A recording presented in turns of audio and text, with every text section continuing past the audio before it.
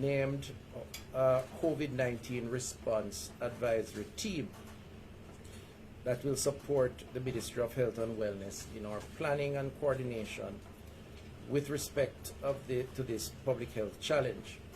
So this team will work with us within the Ministry of Health and Wellness. Of course, we report to the National Disaster Response Committee, which is a much more broader team, multi-stakeholder, multi-agency team. The members of this advisory team for the Ministry of Health and Wellness are Mr. Howard Mitchell, former president of the private sector organization of Jamaica, Mr. Christopher Zaka, who is currently president of Sagicor, CEO of Sagicor, Mr. Owen Ellington, former commissioner of police, Reverend Devon Dick, Jamaica Baptist Union, Dr. Marina Rankisoon, Deputy Associate Dean, Faculty of Social Sciences at UWI, Commander Wens Gorman, and Lieutenant Colonel Sidney Powell of the JDF, and ACP Calvin Allen of the JCF. The Ministry is also urging the public to adhere to infection prevention and control measures as a standard operating procedure. In fact, it is more important now than ever, which includes maintaining a distance of at least 1 meter from persons who are coughing or sneezing, frequently perform hand hygiene by washing hands thoroughly with soap and water or using a hand sanitizer if hands are not visibly soiled, cover our mouths and noses with a tissue when coughing or sneezing and then discarding it, and resist the habit to touch our faces. For additional information, we encourage the public to visit our website, the Ministry of Health and Wellness, or contact the number 888-1-LOVE. That's 888-663-5683. I would like to use the opportunity to appeal to the public to remain calm in the face of this most recent development and to implement all the advisories related to personal hygiene, social distancing, and overall infection prevention control. I'd like to reassure the public that the government of Jamaica, the Ministry of Health and Wellness, is doing all that is necessary to keep the public informed, to establish the necessary infrastructure to confront this particular issue. And frankly speaking, we anticipated from some time ago that this day, there was a strong possibility that this day would come, given the pace of the spread of this virus globally and the internal spread, and the fact that as a society we're part of the global community with relatively open borders. So we have been preparing in the event of today, and we have now just triggered the next phase of the response, which, because of an imported case, would include as a priority containment of the particular case so as to prevent the community transmission, which would be another phase. But we still feel that the country needs to be informed, be alert, and to take the necessary precautions as an absolute preventative measure. The other point I'd like to say is that we are doing what is necessary to trace persons who have come in contact with this particular individual, and we have already made contact with individuals, family members. We have already established a protocol, if you will, that they be confined to a particular space, to their homes, and further assessment of that situation is ongoing as we speak. And again, that is in keeping with the protocol of containment once a case would have been identified, and in this case, an imported case. So I will end here and entertain questions, but I'm going to ask the representative from the University Hospital of the West Indies to take a seat. Are they here? No? Okay. All right. They're on their way because I suspect you may want to ask some questions as it relates to the institution. The Chief Medical Officer is here, and of course the Permanent Secretary. So we'll entertain questions now. Good morning. Althea Saunders from Jamaican Observer. Just a bit of clarification. Minister, you said that medicinal supplies are available for the next 3 months and that additional supplies will be available on demand.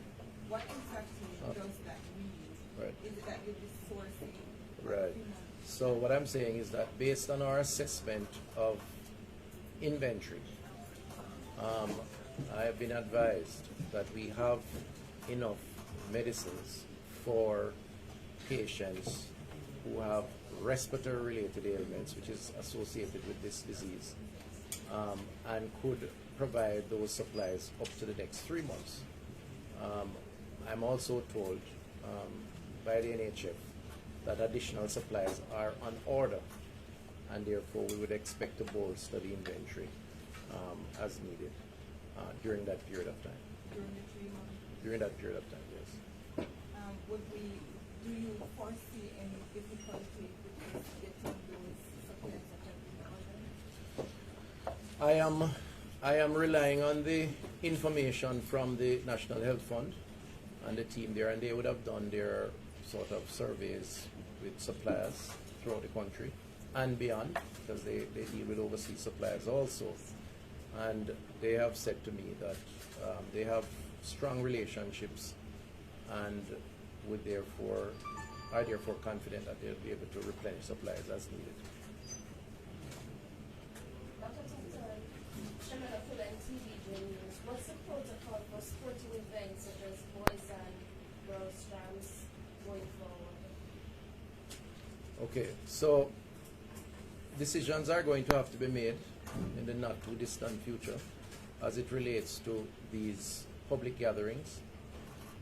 I know that Cabinet took a decision last evening for the Ministry of Education to advise as it relates to the pen relays, and schools by now should have been advised that the government is taking a position to not participate in the pen relays this year because that travel and the location could involve levels of risk that we would like to discourage. And so we are, what I'm saying it now publicly, but we were going to actually put an advisory out against that travel.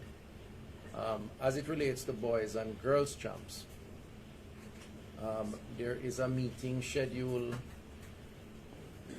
between the organizers, the Minister of Sports and the Minister of Education and myself, and the main sponsor. I think Grace Kennedy, of course, is the main sponsor, where a decision will be taken. And that decision should be taken within 24 hours. But needless to say, the fact that we now have a case, nevertheless an imported case, it does elevates the concerns as it relates to public gatherings. And that could be applied to all major public gatherings for the time being. Another question, why did it take 5 days for the person to be presented to the health facility? Did the surveillance protocol not work? No, I mean, the country from where the person traveled, the UK, I think this person enjoys dual citizenship. They're Jamaican, but with a UK citizenship. And I don't want to go into too much details about the individual, but the person traveled. They would have been screened, as all passengers would be at the airport, but they were not on the list of countries that would have been quarantined. Remember, we had some specific countries based on the internal spread. The UK, even though it has the virus, and it is getting worse, would not have represented one of those high risk at the time. But so the person would have been screened in the normal course of activities at the port of entry. But having arrived, one of the things that we tell persons who come in is that they must also self-assess, and they are given documentation to that effect. And I think the person did not, based on what the investigation suggests, have symptoms until later, days after arriving. And having had those symptoms, they went to see their doctor, which led to all the other things that have transpired. Anthony Love, TVJ News. But with that being said, Minister, I'm sure there could be many more cases like this that come into the country. So how do we stop this or prevent this? For example, the U.S., what measures are in place now for There, the U.S.? there are no guarantees as it relates to, or absolutes as it relates to the spread of this virus. And I think we have said that. There are no, the only absolute from preventing an imported case is to shut Jamaica off from the rest of the world. And even so, under the legal framework, you can't shut Jamaica off from Jamaicans who are all over the world and want to come back home. What you do is quarantine them. So the reality is, as the virus spreads, it increases the possibilities and the exposure, which is why we said in the early stages of public education and information that a key part of the strategy was to delay, to allow us time to plan for the eventuality or the possibility of it coming. In other words, restricting where the risk was greatest while preparing our internal infrastructure, personnel, training, sensitization, so that the more the risk increases globally, is the more likely it will. Remember now that the virus is in about 112 countries, the last 60 countries or so over the last 3 weeks. So it's really moving at a very rapid rate. We are like the fifth or sixth Caribbean island to have the virus. So we have been able to delay to a certain point. And what is very important for us in this phase is to contain, to prevent community spread. Hence the measures that are being taken. I don't know if the CMO wants to comment further on that. Sorry, Dr. Tufton, what Yes. about the other passengers on the plane that this particular individual traveled with? What's happening with them? What is the All right, let me ask the CMO to respond to that. CMO. Again,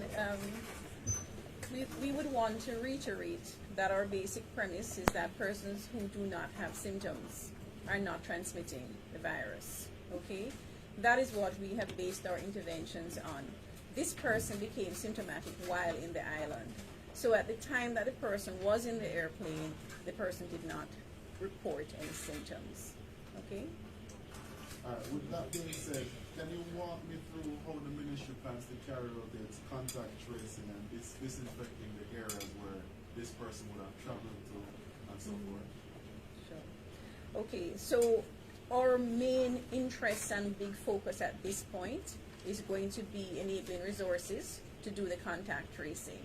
So we would be looking at the transportation that brought the person in, the home situation. We would be tracking where and where this person has been, what kind of events they have attended to, and that will give us an assessment of what kind of risk. Is the risk confined to one home? Is the risk confined to a community? Is it confined to several communities? And we would have to put in measures based on that. Once we have gotten the immediate contacts of those persons, we will be looking at quarantine for those persons. Depending on how many persons are involved in terms of our investigations, then we will be looking to self-quarantine. And of course, at this time, we would want all our primary care facilities, public and private, to be on alert because they must get a travel history, contact history from persons that are coming in with any kind of influenza-like illness or flu-like illness, any cough, respiratory symptoms. So I think that is where our aim has to be, for everybody to be sensitized to what is happening, have a more increased level of awareness so that they can report to the public health authorities that we can do the necessary investigations and containment as necessary. Yes. Are you able to say now, sir, what parish we're talking about? As in the whole? I certainly can. The question is, should I? And one of the challenges, let me just say, I mean, nothing is a secret in Jamaica, as you know. And I prefer I say it rather than others start to speculate. But I want to say before I say the parish. that we really ought to, urging the public to, as difficult as it is, to exercise some control over the propensity to seek out, to further inquire, or worse, to be overly assertive in whatever way, shape, or form around an affected individual or affected home environment. And I'm saying it for reasons that I think I need to say it. I don't want persons to be intimidated or abused in any way, shape, or form because they are unfortunate to have had the virus, however they would have picked it up. Not to mention other persons who are not affected but who are from a similar home or family environment. And I think it's very important that I ask the public to exercise some care as it relates to this. We're all in this thing together, and no matter how much we try, we're not going to eliminate through aggression or otherwise the existence or the threat that is represented here with this virus. It really is through a coordinated attempt. Now, I know I'm long-winded in giving a simple response, but nevertheless, I understand the unfortunate elements of our culture, and I think it's important to say it for the record. But the person is in on the board of St. Thomas and St. Andrew. Dr. D'Souza, how long the virus stays in the human body for? The coronavirus, novel coronavirus, how long it stays in? Stays in the body? Yes. You mean in terms of how long the person is infectious? Okay. So that's two different things, all right? So the person is infectious, as we know, and let us understand that new information is happening every day, okay? And so we get more and more information, and we will update as we get the information. But as it is now, the virus can be passed on to persons when the patient has symptoms. So once the patient stops having symptoms, then what we tend to do is we tend to do 2 repeated tests, okay, over a period of 48 to 2 to 4 days to see if there is virus still present. And based on that, then we will say that it is safe to discharge the person. However, as I said, we have information is changing, new information, and we will update as needed. What's the condition of this patient? Is it mild, severe symptoms? Right now, the patient is stable, okay, and we have mild symptoms. I would ask Dr. Bruce if he wants to expand on that. No, the patient, as CMO said, is stable, and we will continue to observe the patient. Okay, let's fix it up a little. Is there anybody on this side who wants to ask a question? No? All right, I'll come back to this side. How is the hospital adapting to this development? The ministry and the hospital has been using the time since January to prepare. Our team has an operational plan, and as of yesterday, they executed that plan. There's a football match in Monterey tomorrow, Redhead Boys versus Bermuda. Any plans, any protocols in place for that? Is it still going to happen? Will it be cancelled? In responding to that question, I'm responding also to the question about cases coming in from all the different countries. Because we have to recognize that Jamaica now falls into the category of one of those countries that has one imported case. An imported case for every country means that they are going to isolate that case, they are going to do the necessary contact tracing, and they are going to try to contain that to a specific area and try to narrow that down daily, okay? So it does not mean that the entire country is contaminated, all right? So right now we have one imported case that has been isolated. The public health team is a strong team that is going to be out there doing the contact investigations. We have started to do that already. We have started to look at the circle of persons. We are ensuring that those persons stay under controlled situations that we can monitor effectively. Okay? I want to raise another issue which I think is important. At some point in time, the country will have to engage in a conversation, and we will have to initiate that conversation around the dissecting the data, the numbers of persons who are affected, if eventually we have community spread. The reality is that the virus does not symbolize a death sentence for those who are so infected. That's very important. In fact, the numbers that we placed in the public domain through a public broadcast I made a few days ago indicated that the vast majority of Jamaicans who may be contaminated with the virus will recover.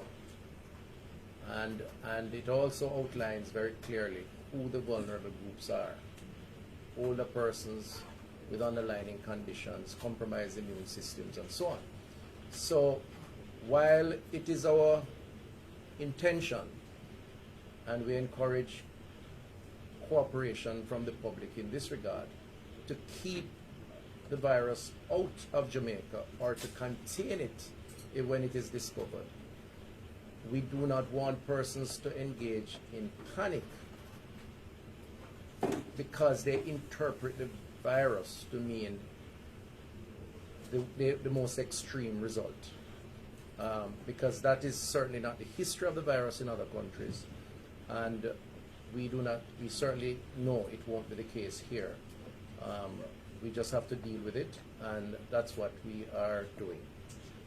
Minister, are we contemplating travel restrictions for the UK and any other European countries as of today? Well, I announced in my presentation that we are imposing on 3 additional countries. For now, those are the 3: Spain, Germany, and France. Any advice to Jamaicans? But the assessment is an ongoing assessment. Any advice for Jamaicans going on cruises, cruise ships? Well, I will only say what I said in the statement, that we certainly discourage non-essential travel as an important part of this. So if your cruise is absolutely essential, then it wouldn't fall in that category. But if it's not, then one would have to be advised. And the same would apply for air travel also, by the way. Minister, a patient escaped from a quarantine facility yesterday. Can you, 1, explain to us what happened, and 2, talk to me about whether or not there's any plans to beef up security at quarantine facilities in West Washington? All right, so yes, the patient did leave the facility where he was under quarantine conditions. He was subsequently retrieved and placed back in the facility. There has been a discussion with the constabulary around security arrangements at these facilities. I had a conversation with the police commissioner, and we are in dialogue around what needs to be done additionally, because we do get support to ensure that this does not happen again. The person who left the facility did so not just against the will of the healthcare professionals, but also in contravention of the law. And so proceedings will be levied against the person. They'll be charged, because we have to discourage this kind of activity. Our responsibility as a government and as a ministry is to protect the well-being of the society.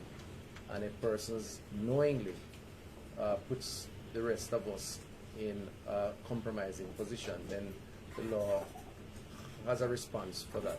So that will take its course. But while we're doing that, we're going to ensure that we beef up the arrangement. It's important, though, to add, as I believe the clinicians can come in and support, that the person was in quarantine for observation, but the person was not displaying symptoms. The quarantine facilities is as a result of the person coming from a country of interest, a Jamaican, coming from one of those 5 countries. We place them under a 14-day quarantine arrangement, even though they display good health. and because that's the period of time that the virus would take to show symptoms, and then we release them. And we have done that to a number of Jamaicans, both in their home setting and at the government institutions.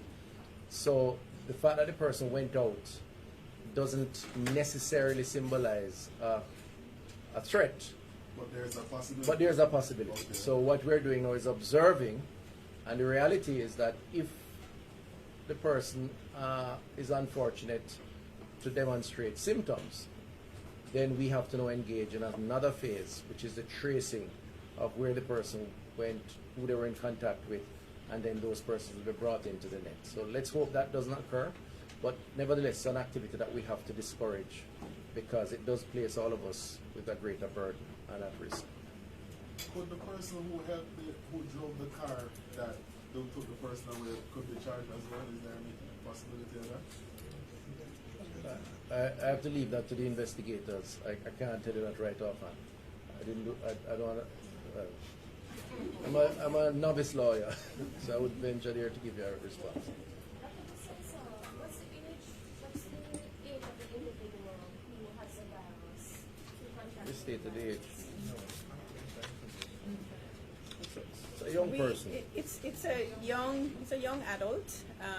We will provide more information as time goes by that will enable us to carry out our public health measures. Right now, it is crucial that we make the initial contacts and we try to get persons in as much as possible. So we would, as soon as we're able, we will provide additional information to the public. Okay, process in quarantine. Do you plan to give them provide psychological support?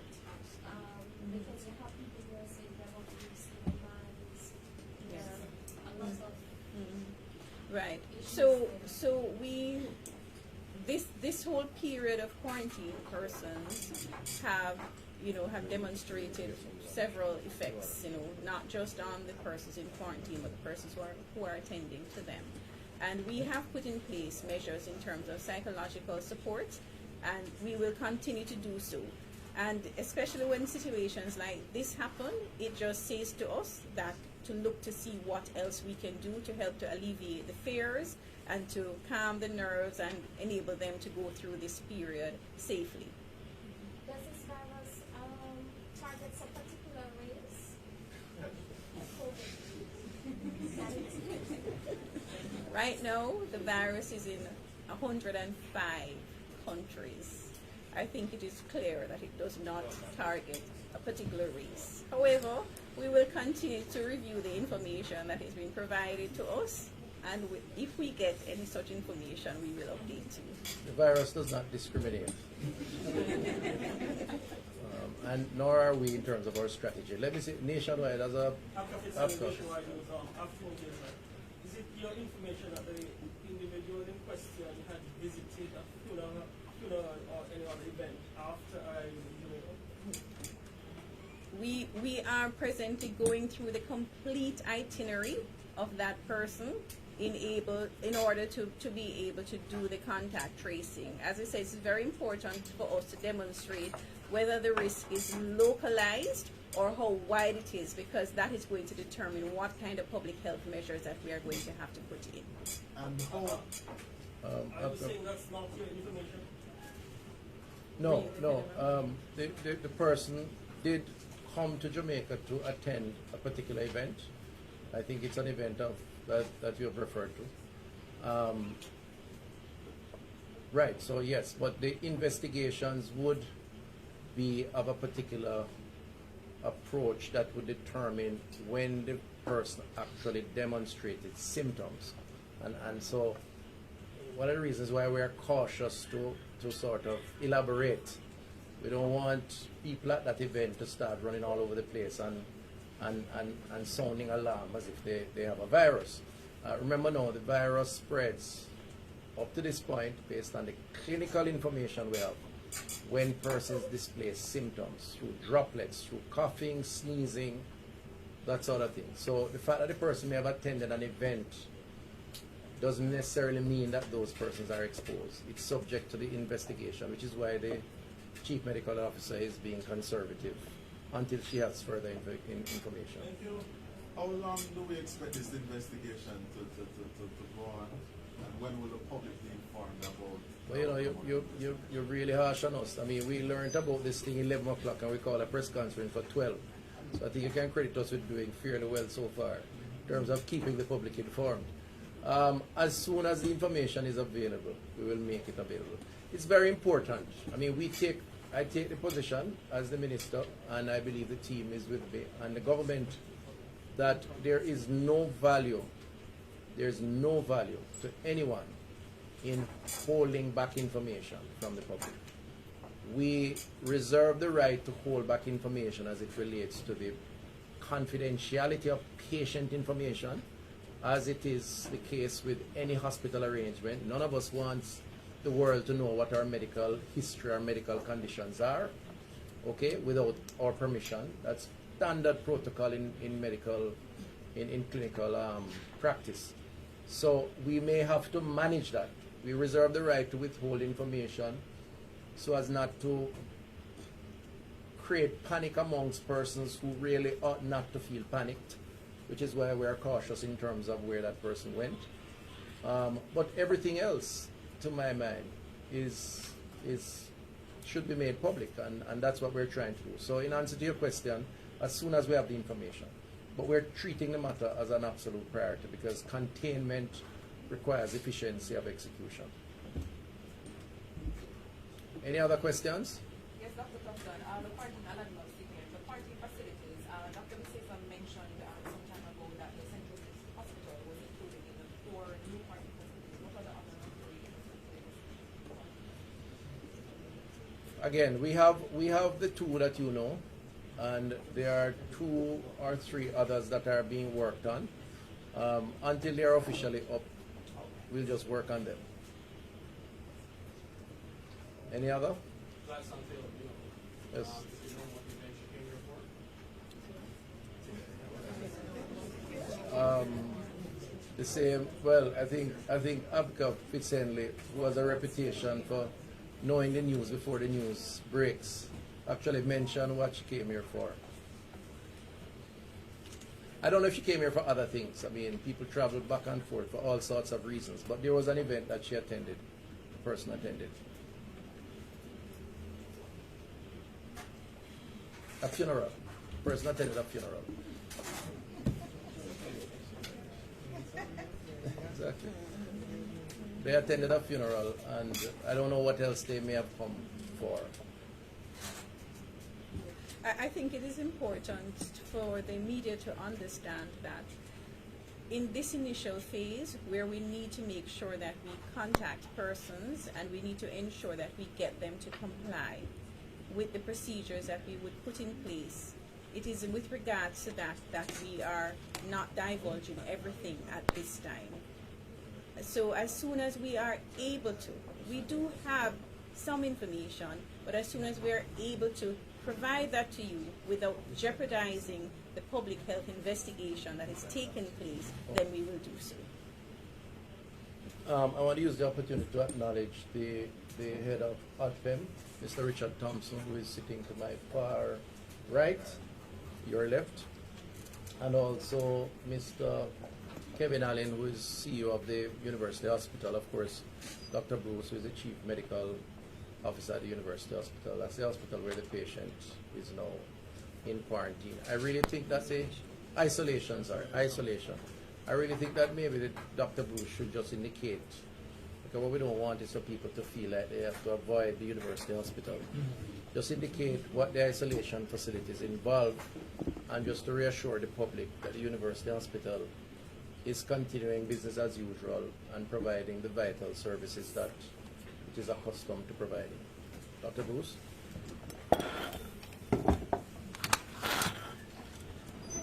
Thank you, Minister. So the University Hospital at Mona has 3 what we call negative pressure isolation facilities, which are facilities where we can house patients who, as you know, we consider who are at risk for spreading or transmitting an infection such as this. So we are currently using one of our isolation rooms, and that was that started from yesterday. But the patient is not in contact with the rest of our patient population, and the team that's managing the patient has been trained as such. So we're happy that both the situation for protection of the patient and the staff and the members of the public has been operationalized, and we're very happy at this time with those protocols. In other words, since I'm a non-doctor, I can put it in layman's term. The university hospital is open for business. It is fully functional and equipped to carry out its duties. And as it relates to this particular patient, they are not in contact with the rest of the population, and therefore no one should feel exposed or overly exposed from attending to services, to access services at the hospital. The facilities there I've seen, they're very good facilities. They are made for this kind of thing. Coronavirus is not the only infectious disease. There are several others that they've had to deal with that you would not have known about. It's just that this is the topical issue, and we're keeping you informed. So do not, I repeat, do not feel that the university hospital somehow needs to either be picketed or to be avoided because we have this particular case treating. Okay? Any other? We'll close off. Yes, sir. I've been ready from Busker, Minister, with the confirmation of this first important case, is the ministry looking to increase its national response allocation from the government? Okay, that is a good question. So yesterday, the cabinet of Jamaica, led of course by the Honorable Prime Minister, approved a submission that was carried there by myself, supported by the team on either side of me, to allocate approximately 2 billion Jamaican dollars, 1.9 something, to bolster the response of the public health system to support the possibility of containment and case management, as well as to strengthen the border control measures that are in place. So a plan was presented, a budget, and the cabinet approved that plan and budget. So it will see a number of things: expanding certain types of equipment, medicines, training, isolation or quarantining, and all the associated activities that are related to that. So yes, we have been given the budget that we require based on the concern. Right. And the capacity to procure quickly also is one other. Any other question? Mr. Thompson, can you just give us an idea of the ODPM's role in Are you going to do that now? You want to? Just exchange here from them. Yeah.